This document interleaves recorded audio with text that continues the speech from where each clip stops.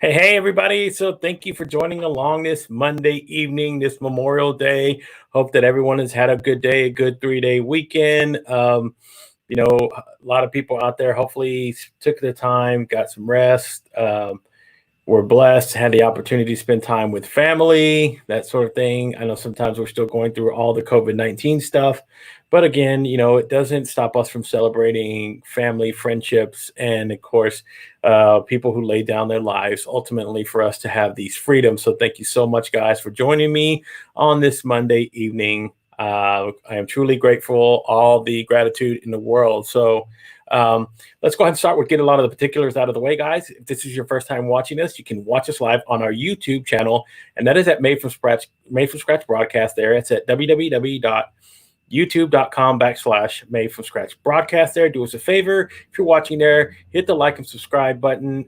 We are trying to build our viewership, and then hit the notification button. It will let us know whenever we do have new content uploaded and a new live video is out. So check us out there. Then we're streaming on our Facebook page at the same name, at the Made from Scratch Broadcast. So do the same thing. Hit the like and subscribe button. Drop it down in the comments. We do appreciate it. It's always fun to get interactive with the show. And then also check us out on Twitter. We're streaming live at MFSB Live on Twitter as well via Periscope. And then also, if you're watching, we are streaming live on LinkedIn. So if you're watching on LinkedIn, guys, drop it down in the comments. You can connect with me. And then it is at Gabriel E. Leal on LinkedIn, and you can follow along there. And then we do a separate thing that we do on Instagram, where we do behind the scene things where you can see me talking. So if you're watching on Instagram, like Millerman519 is, thank you so much for watching. I do appreciate everybody that follows along. And then check us out on our website at www.madefromscratchpodcast.com. You can catch past episodes. You can catch links to our podcast, and then you can also catch our internet radio station there as well. So guys, thank you so much. We got all the particulars out of the way, and let's get starting with this evening's guest. So the gentleman I'm about to bring on, he is a former athlete, but he's also a business coach. He's written a new book, which I want to talk about as well. And he's also he's a 2-time published author and a Amazon bestseller. So guys, thank you so much. And let me pull him up in the screen here. Guys, welcome Marques Ogden to the show. Hello, Marques. How are you doing, my friend? Hey, how you doing, Gabriel? How's everything going, man? I am doing wonderful. So thank you, first of all, for coming on the show. And again, guys, if you have not checked out Marques, you can connect with him on LinkedIn. He's got other social media platforms, but you can find a lot of his business stuff there as well on LinkedIn. Really awesome. And you can also check out a lot of his stuff on his website. If you go to www.marquesogden.com and check him out, you can also find a lot of the links there to his Amazon, his coaching, and all the things that he creates there. So again, thank you so much, Marques, for coming on this Monday evening. How was your weekend? Let me ask by asking that. Get that question out of the way. No, weekend was great. God's chance, we finally reopened our state into we're phase 2 now. So we were able to have restaurants open, have capacity. We were able to go to the mall. Some stores were open, some stores were closed. It's been a great, just trying to get out this weekend, but it was nice to actually have some things we're used to doing back in full swing, or at least have capacity, which allowed us to at least get out. So it's been a great weekend so far. Awesome. And again, a lot of people celebrating Memorial Day. They had a good 3-day weekend. So that's always a good thing whenever you get an extra paid day off or whatever it is for most people. So, let's go ahead and start talking about your book now. And of course, your business coaching and everything else. But let's start with the book you just released back in February, correct? In February 2020? Yep. It came out January 28th, 2020. Yes. It's called The Success Cycle. And it's in Amazon. It's on Amazon online, Barnes & Noble online, and it's also in every Barnes & Noble bookstore across the country in the business section. Actually, we went to one of our largest Barnes & Nobles here in the Raleigh-Durham area. It was on the top shelf next to some books by people like Damon John, Bob Iger, CEO of Disney, and Phil Knight, founder and CEO of Nike.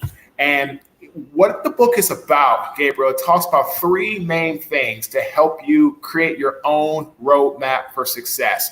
That would be ambition, which is the art of creating goals, writing them down, setting your blueprint for success. The next one is going to be drive, which is all about your inner force to be inspired, over motivated, and then hard work, focusing on yourself and not the competition. And again, these three things, put into a cycle and you hit repeat. Doesn't matter what business you're in, you can have success. I've been coaching a lot of people all across, the country, internationally, executives, CEOs, all this kind of stuff. And what's really about, man, it's really about telling people how to create success for their own life. Yeah, exactly. So, and again, you're writing these books based off a lot of experiences that you've actually faced yourself, and you've kind of built that knowledge and that wisdom that you've done over the times that that you've gone through. So kind of let's kind of start walking down that journey as far as like what was the first thing that inspired you to start writing books in the first place? Because you've actually written two. If everybody knows, he wrote another book called Sleepless Nights. I have a picture here just to show you guys. If you have not checked it out, you can find that one on Amazon as well. Okay. So kind of walk us a little bit down that path of what started you into writing, and then, of course, using the knowledges that you've collected to start coaching business and people and helping people out in that way. So really what happened is I'm actually posting a picture tomorrow on my LinkedIn. It was a pivotal moment that I had. I after the NFL, I struggled with transition, got hooked on, alcohol, addiction, all those different things, painkillers. I was feeling sorry for myself. Finally, I found a construction business. I grew into an 8-figure-a-year business by the time of my 5th year. And business was amazing. It was fantastic. We had large contractors we worked for, general contractors, developers. I had just turned 30, and I was the largest African-American subcontractor in the city of Baltimore and the state of Maryland for 2 years. Wow. But unfortunately, as the company grew, Gabriel, so did my ego, so did my inability to listen, and so did my brash and my really coarse attitude. And I became a really, really horrible boss and an arrogant prick, not a good leader. And my best employees started to leave my company, and eventually, next thing you know, bam, they're all, I'm bankrupt. And I filed a bankruptcy I started in April of 2006, April of 2013 is when I started the whole process when I first got here to Raleigh. But I was so broke. I had $400 to my name. That's it. I had nothing else left. And what happened is I was working for the NFL. I was working for Merrill Lynch, and then the NFL stepped in to help me in a couple programs, and I was able to not go, homeless. But what happened was both the jobs that I had, one at Merrill Lynch, after 2 months fired, all my fault, got a job the next day to a construction company, fired 5 days later. They shut down the parts division of the organization. So the only job I could get was a custodian in downtown Raleigh for $8.25 an hour. And I tell everybody, that was a blessing. It was a job. I appreciate it, and I worked hard. It taught me a lot. But what was the point for me? I'm actually posting this tomorrow so you can look out for it. It's a picture I took today of me sitting on the curb with my head in my hands, sitting beside the same trash can that almost 7 years, about 6.5 years ago, I was throwing out the trash on my shift in the morning. I worked from 10 p.m. till 5 a.m. At about 4:30 in the morning, so I was throwing trash into the same dumpster that you're going to see tomorrow a picture of on my social media. That trash came back and got on my bare skin, clothes, my whole body. And that was the moment I said, I need to change. And if I don't change, Gabriel, I'm going to be sitting right here a year from now, 5 years from now, 10 years from now, in the same boat. And I call it the Al Bundy saga, one of my favorite shows of all time. I love Al always found an excuse for why he was poor, or why he was good, or why his kids were bad. So I didn't want to have the Al Bundy saga for my entire life. So that's when I woke up, and that's when I started to make that shift to change from someone that was arrogant and, just, I won't say I was a prick, to now someone who is really about helping people. And I tell my coaching clients all the time, you pay me to not make the same mistakes that I did. It's better to invest in yourself a few dollars to avoid. There's a guy who's probably going to hire me. I'm not going to say for sure, but probably will. He's looking to buy his first McDonald's. So he works for McDonald's, very successful executive, but he's been working since he was 14. But he's following on social media, and he's been there for almost 33 years. He's 51, on and off, almost 33, 34 years. He's 51 years old and wants to buy and start his own McDonald's franchise. And we were chatting about my coach. I said, look, man, this is how it works. You're going to work with me so you don't end up like I did. You're going to learn processes, systems, efficiency, growth, and scale tactics that I didn't learn in my business that I've learned now that you can apply to your McDonald's franchise. Wow, man. Same thing with all my clients, real estate, entrepreneurs, executives, people that want to be better leaders. It doesn't matter. It doesn't matter. It's the same principle, the same foundation of these three main pillars, okay? If you have these three main pillars, you'll always get to success.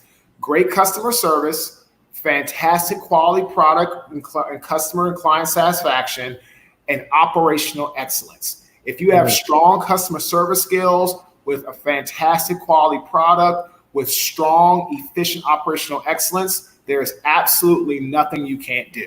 Right, man. What a way to I've had people already talking about, I already got your book on Kindle. Thanks, Andy. So, yeah, but what you're talking about, right? It's possible to see this in the world, and even on such a large scale, everything that you're talking about, right? You can go look at other businesses where people are struggling to kind of integrate these sort of things. Then you see a business like, say, Chick-fil-A, where they put in these sort of values, right? And you can see it at every single level. So exactly what you're talking about can be translated, it can be shared, and it can be taught. And that's awesome that you're out there doing this. So again, if this guy takes these tactics that you're talking about and applies them to his business, I have no doubt he's going to be successful. Because again, if you listen, because again, here you are, you've done a lot of these things yourself. Here you are, like you said, you had a big construction business. You saw it flip out from underneath you, and then you've learned your lesson, and you're actually out there doing this to help out a lot of other entrepreneurs who aren't used to doing this. So again, I think that's pretty important to add value to someone who wants to learn how to become a business owner. Because again, people can say that. People can say, I want to be a business owner, but a lot of people don't actually know what that entails. Here's the thing. Being a business owner entails having strong, confident leadership skills, but also being smart enough to know who and when to delegate your tasks to people. And for God's sake, do not micromanage your staff. Did you look?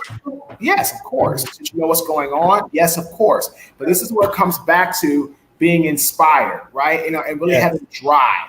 So drive comes from your ability to create and be innovative as a business leader, entrepreneur, or a mogul.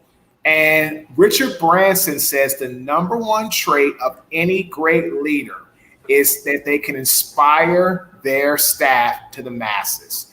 And I tell people all the time, if you're saying, well, I'm motivated, I say, well, I'm really sorry. I'm not impressed by that. I don't say it that way. I'll say, well, I'm very sorry for that. What do you mean you're sorry for that? I just told you I'm motivated. So, well, that tells me that you are driven by the outside external fiscal gain that you're trying to get by completing a task. So I said, how about you try this being inspired, that you're doing something because it's creative to you, you're innovative in your thought, your technique, your strategy. And what happens is you're less likely to burn out if you're inspired. Like, do I have long days with my career? Absolutely, I do. Do I have good days and bad days? Yep. But have I ever once said I hate my job? I hate what I'm doing? Nope. Did I say it in the NFL? Nope. Did I say it in construction? Hell yes, I did. Because it wasn't my calling. Yeah. Did I say it at Merrill Lynch? Yep. Did I say it when I was at that construction company? Yep. Did I say it everything I was doing? Custodian? Yep. It wasn't me. I mean, but it's still, that's the part of being an adult. You have to take care of your responsibilities. And that's why I tell people, your job should pay the bills. Your career, your real passion should build you wealth. And that's how it should be. And if you're looking at, and I keep hearing the word motivate, I'm like, well, I'm sorry, that doesn't impress me, because I know once the fiscal monetary reward that you're trying to do a task to achieve the end result you desire, if that reward is not great enough, you will burn out. I don't know when, but you'll burn out. Exactly, right. It's got the long haul. Yeah. So, kind of like what you're talking about, what I'm doing here now with this live streaming thing, this is a passion for me. I don't say that anything will come of it, but I tell you what, every single day that I get the opportunity to get up here and share these messages and get to share these things with people, this is what I tell people. Once you find that drive, once you find that thing that's going to really push you in that direction, you better follow it. Let that inside, again, like you said, if you're motivated by money, you're going to be motivated by the wrong things. You're going to let the wrong things influence you. You're going to let the wrong, you're going to hear the wrong voices, the wrong people, whatever it is that you're talking about. Control what will ultimately be the outcome of whatever you're doing, whatever your passion or whatever you're trying to do. If you're following money, I've never been about following money. I've always been following about what drives my heart. And like you're talking about your creativity. These are things that I push all the time, is saying, hey, if you feel creative, if you want to go out there and paint, whatever it is, I'm just saying, using an example, go do it. I mean, it's simple. You pick up a paintbrush, you start painting. Sometimes it's as simple as that. And some people, go ahead. No, I was just going to tell you, I'm just taking notes of what you said, because I always just kind of like to take notes from different things just for content and ideas. And the greatest first step that you have to take in any business is actually taking the first step.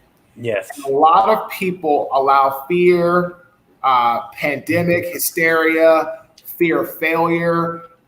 Failure should be a learning lesson, not the end stop of your journey.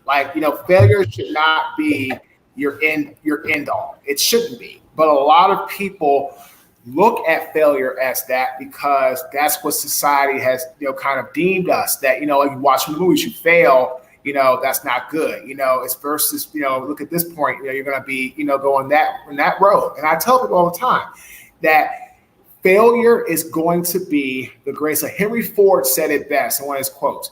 He said, the greatest experience failure can teach you is what not to do, so you don't end up doing it again, which makes a ton of sense. I mean, how many times do you think Henry Ford failed when he was trying to make the car? How many times did Edison fail with the light bulb? How many times did Thomas Jefferson? I mean, Abraham Lincoln lost his first 8 primary elections. He lost his first 8. Fred Smith, who found FedEx, got a C on his midterm paper from his professor, saying that's the dumbest thing I've ever heard about an ability to send air a faster way. That will never beat out the mail system. What's wrong with you? Jeff Bezos, 1998, flat broke. He's on his way to being a trillionaire. Yes. He bought an $80 million penthouse in downtown New York. $80 million. Him and his wife divorced, and she got something like almost like 12 and a half. No, I'm sorry. She got like $125 billion. She's going to be the richest woman in the world because she divorced Jeff Bezos. And everybody said, Amazon, what are you talking about? People love brick and mortar stores. They're always going to do that.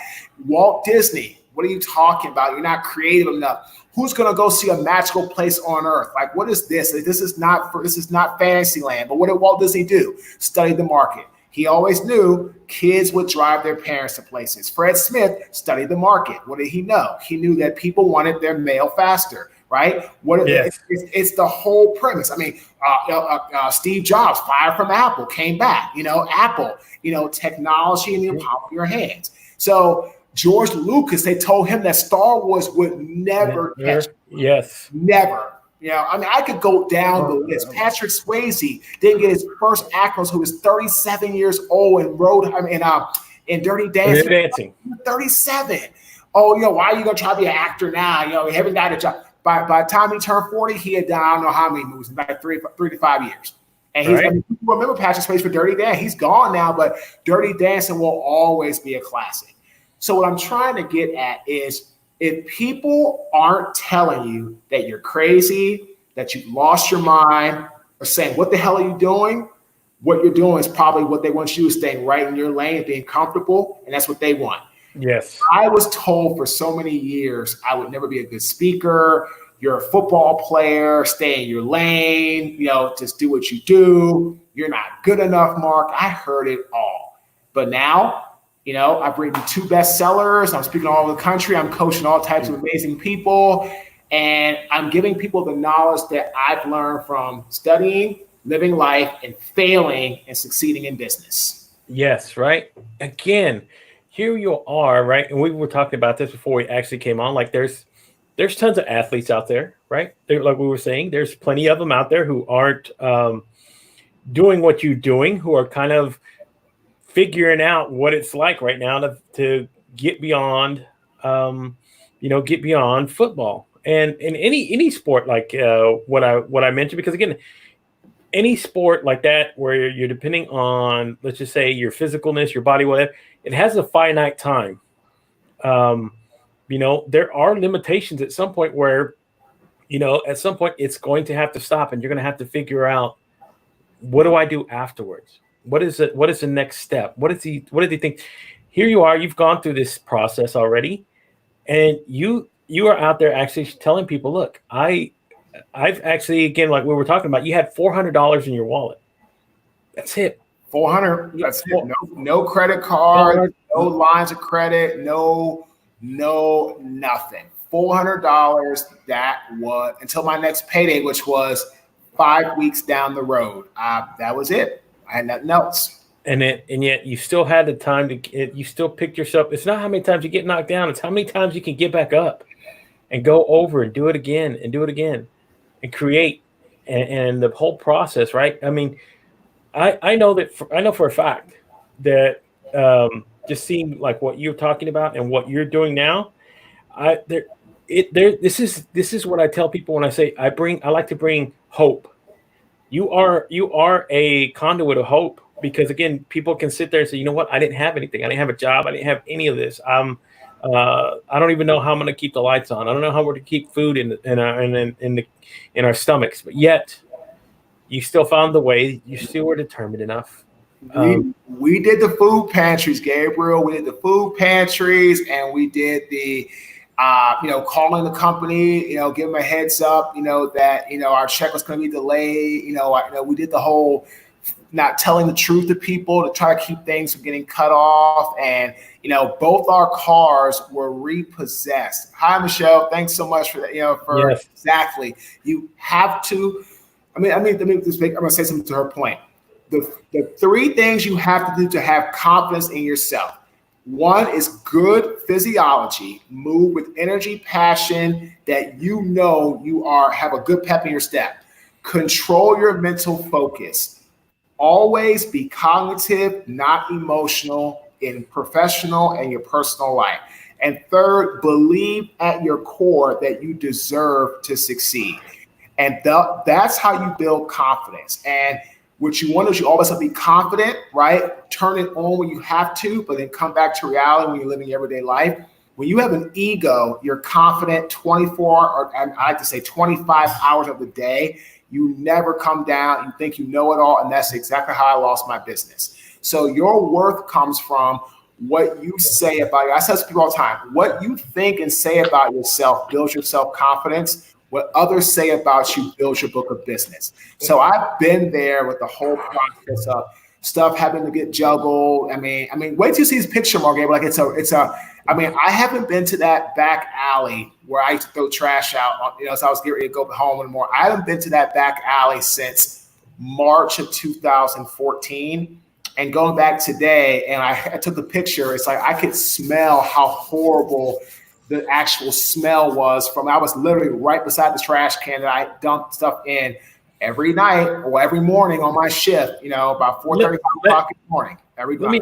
Let me ask you, how did you feel when you were standing right there? Oh, it was emotional because that picture symbolizes the life. It captured me in that moment where I thought it was like over, but at the same time I thought it was over. That's when I found the passion to say, I got to get out of this. So the picture image, and it's like, and the funny thing is the trash can, and you'll see in the picture tomorrow, it's full to the brim. Like it's got trash overload. Yeah, right. Oh, yep. Wow. And again, Michelle, you're right. If your mindset is everything. And I tell everybody all the time, you can have a bend, but never break mindset. As long as you do that, right? As long as you have it where it's bending, because you're having a bad day, which we all have. Yeah. Never break. If it breaks, it'll take you years. Like when my mindset broke in that picture and I had to rebuild it. It took me 2 years to rebuild my mindset after it broke from all of my misfortune. So let me go ahead and jump into the next couple questions that I usually ask a lot of my guests. And one of them is, having to do with everything that's going on right now. So how have you had to react and change? Because I always talk about adaptation and being able to change. How have you had to react and change to everything that went on with COVID-19 and once everything got shut down? And how are things starting to look going forward with any future projects or anything like that? It was difficult. Because I'm a speaker and you're on stage and you're speaking, I'm a people person, you're getting out there, you're traveling, all that. But like the pivotal moment, I couldn't allow COVID-19 to knock us off track. So what did? We got more into webinars. We started doing more, virtual events. I started getting on a lot more, podcasts, and started getting on a lot more, those type of things where you're doing like radio shows or, great TV interviews like this, where you're getting out in front of people. And so our focus pivoted more to the one-on-one coaching and the consulting group coaching and getting paid for webinars. And I've also got a lot more of a focus on certain type of client base for certain types of events. So we do a lot of work for real estate companies, mortgage companies, financial planning companies, insurance companies, food product and retail, because they're busy. And we're always about just trying to help anybody. Anybody on LinkedIn or whatever the case may be, right, Gabriel? I'm always going to say hello, how are? I'm always going to have time and work with people all the time. But we really just pivoted our focal point in a different manner to go after certain types of clientele, but also we've also been a big social media marketing team, and that's been a big help through this real process. Because again, we've all, and everybody has had to learn to adapt to everything that's been going on. So, going forward now, that's what my next question is. Once we move past all of this, what plans do you have laid out as far as going back out on the speaking circuit, or as far as your consulting business, meeting businesses who are probably who might be brick and mortars, who might want help or that sort of thing? So any plans or anything like that you got going forward as far as once we get past this and they start opening up a lot more avenues in connecting with people? Yeah, absolutely. So we're going to be doing, we have a couple live events already scheduled for this year, going to next year. We're doing a lot. Our client base that we work with now servicing, they are kind of referring us out to their network. One of my big clients in Indiana has kind of opened us up to a lot of their partners and affiliates to help us help them. We've done a lot more of the one-on-one coaching, but we're also getting into more of the virtual conferences and just really, trying to line up jobs for, August forward, August after that, going, September, August into going forward into the rest of the year and beyond, because that's when we see a lot of things opening up right now. People talking about getting back to basics. We're also, when I got here, we were renting, since 2013. I got here, I tell everybody, I'm very honest. 2013, we were broke. No money, we were broke. 14, we were broke. 15, we were broke. 16, we were broke. 17, we were poor. We started to get a little, I got my first paid job, kind of got a little thing, but still working, football camps, training, speaking, but wasn't anything sustainable. So we were poor in 17. 18, we were establishing a baseline because I got into I went to a coaching program at Penn State, and I hired a coach, and that coach, along with a lady named Mel Robbins, who's a big time speaker, but between those two, they mentored and coached me. And so in 18, we started to build a plateau. 19, we started to do pretty well. So now this year, we've been renting since 2013. Let's put it like this. At the beginning of 2018, we had about $5,000 to our name. Like, that's what we had. Yeah. So now this year, we're actually at the end of this month, within the next 2 weeks, we're closing on a brand new custom built home that no one's ever lived in. It's about 4,000 square feet, which is a pretty good, nice size house, anywhere. And yeah. It's been a lot. And so that kind of tells you, we're putting down 5% on this home. And, we're not taking anything out of our savings, anything like that. That's how hard I've worked, and we've worked as a brand the last 2 years. And what I'm trying to get at people that are watching this is that if you don't invest, if you have a coach that's fantastic, keep doing what you're doing. If you don't have one, you need to invest in one. Right. It literally was almost half of what I had left. The NFL paid for a portion. I paid for a small portion, like my getting there, my meals, all type of stuff. It took our account down to half. We barely had enough money for the next month's bills. Barely, that's it. It was half what I had in my account to get to that program at Penn State. If I didn't invest that, right now, I would be in a world of hurt, and I could possibly be going back into that dark road of bankruptcy potentially, because speaking is all I knew. Yeah. Now we do speaking, we do webinars, we do coaching, we do consulting. I'm an influencer. We have between me and my wife, we have probably about 12 or 13 streams of income. And I have probably about 8 or 9 myself.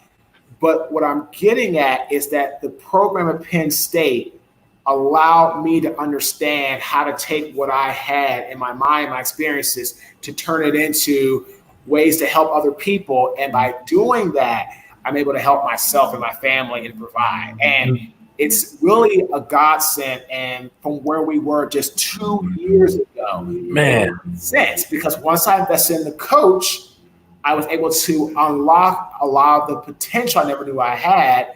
And now I've worked for, in the last, basically 2.5 years, maybe about 6 months before my coach, and then going forward from there to here, I worked for 13 Fortune 500 companies in the last 3 years as a speaker. Of the 13, 8 are Fortune 100. And that doesn't happen very often unless you're really no. So I don't credit myself because I'm the same person. I credit the coaching. I credit my wife for getting me to keep going what I wanted to give up. But I also credit my team that helps me with everything behind the scenes, so we can be able to do things like this and to help people get where they're trying to go. Wow, that's such an amazing, amazing journey. But again, this is what I tell people when I say, if you're looking for hope, hope is everywhere. You just have to open your eyes to it. And again, you invest this money in yourself. That's one thing I tell people, look, you have to see it that way. I mean, would you not invest in yourself if you knew, of course, when you do these decisions, you don't, but if you knew that in 5 years, it would make you where you have your own business, you would have all these things, you would have, of course you would. Then everybody's like, yeah, of course I would throw 2,000, 5,000, whatever it is into myself. Of course, you have to at some point have to make these decisions because again, that's how you're going to grow and develop. Not everybody has the answer. So, you find coaches, you find people who kind of guide you and teach you. And you have to, number one, be open to wanting to learn. That's one of the hardest struggles for a lot of people is just say, you know what, I got it all figured out. No, you don't. That's right. And I'm like, nope, you don't. Nope. Because LeBron James doesn't have it all figured out on the court. Michael Jordan doesn't have it all figured out. Bill Gates doesn't have it all figured out. He has a coach. Yes. Steve Jobs had a coach. Tony Robbins has a coach. Yes. Everyone has a coach. And I tell everybody all the time, you're not paying an expense. You're paying an investment. An expense is something you put out of your pocket and you're going to get nothing back for or very little gain, like food. You go buy a great meal for $500, $250. That's great. The food was amazing, but it's gone. You go buy some clothes, right, which is good, right? Depending upon if it's soup, that's different. But if you're just buying clothes, whatever the case may be, it looks stylish.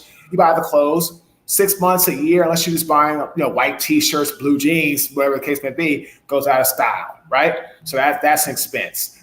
Buying the latest car, 2020 car, 2025, that car is not the same. It's an expense. Investing money into yourself to grow your assets, your net worth, your legacy. That's where you spend your money. Like we're buying a home. The home has already more equity in it when we sit down. So when we sit down to sign the contract, once everything's kind of gets smoothed out and finalized over the next couple of days, when we move into that house, we've already got a good amount of equity that we picked up and we had just moved in. We had been for a day. So we're picking up a great house that we now own. We haven't had a write-off in 7 years. I had a bankruptcy. I couldn't do it. I was locked. I was hand locked until May 21st, which was last Thursday. I couldn't get a FHA conventional loan because of my bankruptcy. It was not until May 22nd, 2020, I could apply for an FHA traditional loan. Because I would not have the bankruptcy affect what I had to go through. Yeah. So 2013 until May 21st, 2020, that bankruptcy caused so much issue, stress, and heartache in my life. And it just got alleviated last Friday. Okay. Listen to that, man. So Mike was, of course, Mike is a good, awesome guy. Mike Padurano, thank you so much for connecting me, first of all, with you, Marques. He says, Marques is a superhero, so much love for both you guys. And then, of course, Michelle, who's been dropping questions, says, she wants to say, tell me what has touched your life the most with the people you have met along the way. So what has been one thing that really... What touches me, Michelle, is when I get calls from my clients. Marques, thank you. Marques, this is amazing. I got booked for my first paid speaking job. Marques, thank you. Because of what you've worked with us on our bottom line sales techniques, our company has had a 20% increase in sales. One of my biggest clients is a food product company out of Indiana. Because of everything that's going on, in one part of the business, they're down 60%. But in another part of the business, they're up 80%. And my good friend, it's like it's over a 1,500 employee company. One of my good friends who's like third in charge said, Marques, it's amazing what your coaching and consulting has done for us this last 3 months because it's given our team new perspectives, fresh ideas on how to continue to grow and delve deeper relationships with our existing client base to be able to sell more of our products to grocery stores like Kroger or Walmart or Target. And when I hear those type of emails, text, phone calls, it's like what people invest in me, they get back tenfold plus going forward. And really and truly, that's all it's about, because if that's how I continue to get a reputation, then I'll keep getting great clients. And that's what it's all about. So to answer your question, Michelle, is when I get those phone calls, those text emails from individuals that say, Marques, your coaching, your consulting has improved our revenue, our profitability, and we're a much healthier, stronger, culture-driven team or organization, or I am as a leader because of working with you. And that's awesome, man. That's one of the best things, right? That's got to be like, you have to at some point go, you know what, I would want to know what it feels like to be able to help people in that much of an aspect, because you're changing lives. Essentially, you're making impact a lot more than you even realize. Just by doing these things and share. Again, it started with all your experiences and everything else that you've put out into the world. So I tell everybody whenever I bring them on the show, your story or what you're sharing has value. Remember that you have value. So if you can come on here, and again, you're the perfect example. You didn't have everything squared away. You had all the obstacles in front of you had to work past, and yet still here you are, continuing to push, continuing to grow every single day. So guys, if you have not connected, again, check out his website, check out his coaching at www.marquesogden.com. Please go there and check it out. And let me go ahead and start which is usually the last question I ask most of my guests whenever I bring them on. And that is simply, what kind of legacy do you want to leave behind when your time is said and done on this earth? And what's the one thing that you think you want to be remembered for? The one thing I want to be remembered most for is just that anybody that makes a mistake, anybody that has a failure in life, if they could just remember what I went through, remember something that they went through because of this, hearing my story, hearing someone I've worked with, just tell them, hey, there's this guy who went through this and this. And, when most people counted him down and out, he had a pivotal moment and he turned his life around. And I want to leave the legacy that people know that they can turn their life around too. And it's not, and I say this before, failure should be our greatest lesson. It should not be our end all. Yes. We should look at it as our end all. And what I want people to do is just understand that life's going to be full of ups and downs. And I tell all people all the time, everyone dies. That's the way life is, unfortunately. But very few of us live. So are you going to live your life like Dr. King has been gone for since 1963, I guess? Yeah. He'll never be forgotten until this earth is gone. Whatever that is, whatever the case may be, always be remembered. Abraham Lincoln, gone. Same George Washington, Benjamin Franklin. I could go down Malcolm X. I can go down Muhammad Ali. Right, all these different people for different things they've done in their life. They've all have a legacy where people know Barack Obama will always be remembered. Always. Yes. Always. So try to I want to leave a legacy of living your life, period. Yeah. And just don't worry about, because tomorrow's not promised. I mean, and that's what happened. And I've been there. You worry about if you're going to get sick, what's going to happen to you. I get it. I understand. I'm not going to downplay that.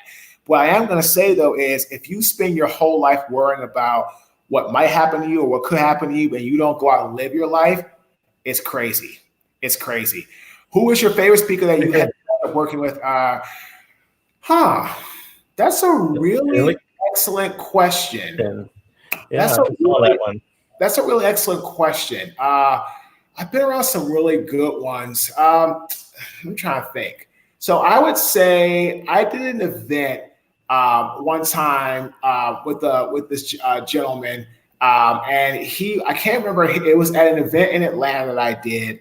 And he just was starting out his career. So it was kind of he was kind of like setting the stage for me doing the keynote that next day. But I went to watch him and he talked a lot about overcoming struggles, but he did a really nice job of pulling in some things that were relevant at the time.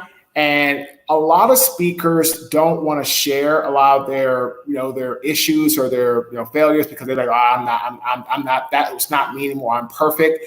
But this guy was very much into that. But again, I can't remember his name, unfortunately, because it was a couple of years ago, but it was in Atlanta at an event that I was doing for the American Multicultural Association of Transplantation, because my father had a kidney failure, trying to get a transplant. So that was a group that I was really excited to be speaking for. And that young man did a really nice job. So it was definitely that job in Atlanta That was probably 2000. That was around like the fall of 2017 that I did that job in Atlanta. So it was good. It's actually a couple of months before I am speaking for Home Depot again in Atlanta, which was in September of that year, 2017. Awesome. So the guy that actually asked the question, since you were talking about your father doing a kidney transplant, that sort of thing, that's what he does. He's a chef. He creates recipes, and he has a nonprofit, and he creates recipes and stuff to help people who are on dialysis. Wow. Who do this. Yeah. So shout out to David Pollock, man. He does a lot of good things. Yes. My father never got the transplant, unfortunately. Oh. He was on dialysis at the Washington Hospital Center in Washington, D.C., which is actually, so I lived in Northeast D.C. growing up. Then you had the Washington Hospital Center, which was 10 minutes away. Then about 5 minutes away from the Washington Hospital Center was Howard University, where I went to school. I went to Howard. Awesome. So yeah, David, shout out, my friend. He's doing a lot of good work trying to help people out. That again have those struggles. My that sort of deal with my father as well. He went through dialysis for the last 10 years of his life. He couldn't get a transplant, but again, that was life, right? That was the way they had to live. So he's doing that because he's actually he's helping. He's went through it himself. He actually got a transplant, and he wants to help people that have to live through that process, because again, it's a pretty big struggle to have to live through that, and seeing a loved one having to go through that all the time sucks. I know I did it because I did it for the last 10 years, like I said, in my father's life when he was still alive. So, man, Marques, thank you so much, man. I do appreciate you taking the time and coming on the show. I loved everything that we talked about today. Again, I think I like to look at I know that you were an athlete and everything else, but I think I like to talk about people, because people are just people. It shouldn't be a matter whether you're an athlete, whether you're a business owner. There's business owners who've gone through 2 or 3 or 4 different failures, bankruptcies, all that thing, and they still come back even more successful before, because they learn from their mistakes, they learn from them lessons. And then there's the people who never take the opportunity. And that's the people that I tell, that I hope to reach every single day, that if you have the opportunity to take that chance, here's somebody that I'm showing you right now, guys. This is somebody who's went through the process, who's lived it, who's actually still living it, and still continuing to grow and thrive. So if you're thinking about taking that first step, don't hesitate. Again, you said you worked with Mel Robbins. I love Mel Robbins. She's pretty.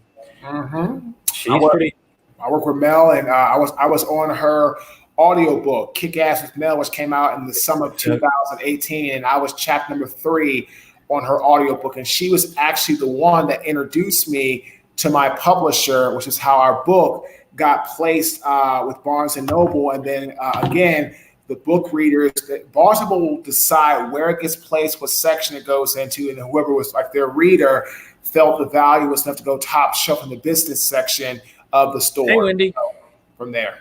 Awesome, man. Thank you so much again, Marques. Everybody's come along. David, Marcello. Gosh, there's so many people have been commenting. So, guys, if you're not connected with the Marques on LinkedIn, check them out. I want to see that picture tomorrow, because, again, I think that's going to hold a lot of influence. I showed one of my clients, and he was like, wow, like you really went back. Like you really went back to, I mean, it was 6.5 years ago. That's the last time I was there. But, it's the same trash can. It's the same setup. Little things around it are much different, but the alley's the same. And, I remember just having to come out the front and go down the back road and come out the back of the building and go bam, right there in the back. And it's the same. And especially in the morning time when you really couldn't see as much, because, it's like, 4:30, 5 o'clock in the morning, trying to get out before everybody got in for work. It was a lot. It was just a lot. But yeah. And so the head in my hands is like exactly the agony, the depression, the stress of failure that I felt at that moment. And it really comes through strong in the picture that we're putting out tomorrow. Awesome. So thank you so much, man. Again, I enjoyed our conversation. So, guys, check out Marques Ogden. You can check out his book. Let me pull it up again real quick so you can guys see out the it's called The Cycle of Success, 3 Keys for Achieving Our Goals in Business and Life, guys. So You can check it out on Amazon.com, and you can also go to his website. You can find a lot of his previous seminars. You can find so much more. You can actually find links to sign up for his coaching, that sort of thing. So, guys, if you want to take that first step, reach out to Marques. I don't know anybody better who could lead you along that way. So thank you so much for coming on the show, Marques. I do appreciate your time. And again, have a good Memorial Day and happy anniversary to you and your wife, my friend. Appreciate it, Gabriel. Hope everybody has had a great weekend. And I'm just going to close with this, man. You have to believe it before you can see it. If you don't believe in yourself, don't expect anybody else to. So you have to believe it first, and then you see it after that. Man, that goes like what I tell everybody all the time. Live by, walk by faith, not by sight. That's the biggest thing. And I tell a lot of people sometimes is you don't have to believe something. You don't have to see something to believe it. Just like what you were talking about. So guys, I'll see you tomorrow night. I'll be back again, 7:00, same channel. You know what's going on. My guest tomorrow will be Owen Shrink. He is a young executive here in the local Metroplex. We're going to talk about what he's creating and what he wants to do as far as his business consulting and strategies and that sort of thing. So thank you so much, Marques, for coming on the show. I've had such a great time, and I thank you, everybody who's been commenting. Guys, I love you so much. This does not happen without you guys. You make this show happen. You make me drive and want to do this every single day. And I'm lucky that I get the opportunity to come in here and share this time with you guys. So thank you, Marques, so much. We'll talk again soon, guys. Stay tight. I just want to ask you a few questions before we get out of here. Everybody else, I'll see you tomorrow night, 7:00. Bye-bye.